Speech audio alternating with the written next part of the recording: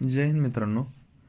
तर एक जुनी डॉक्युमेंट्स बघत असताना आज सकाळी मला नुकतंच एक मी 22/6/2023ला एक 39 ग्रॅमची चांदीची चेन खरेदी केली होती.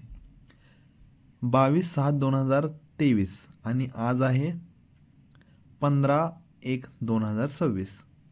साधारणतः एक अडीच वर्षामध्ये चांदीनं जो महागाईचा वेग घेतला आहे तो पाहण्यासारखा आहे. बघा 22/6/2023ला म्हणजे जून 23ला चांदीचा रेट हा जवळजवळ प्रति ग्रॅम ₹70 होता. म्हणजे 1 ग्रॅमला 70 ग्रॅम एक सॉरी 1 ग्रॅम चांदी ₹70 येत होती. आणि आजचा दिवस आहे 15 जानेवारी 2026. तब्बल अडीच वर्षामध्ये चांदी जवळजवळ आजच्या दिवशी ₹290 ग्रॅम इतकी आहे.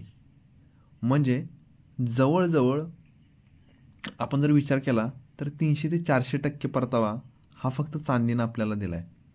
सांगायचा उद्देश एवढाच की आंतरराष्ट्रीय व्यापारामध्ये बाजारामध्ये जी व्यापारी स्पर्धा चालू आहे, जे टॅरिफ्स चालू आहेत, अमेरिकेनं वेगवेगळ्या देशांवर जे टॅरिफ्स लावलेले आहेत, त्यामुळे बाजारामध्ये प्रचंड अस्थिरता आहे.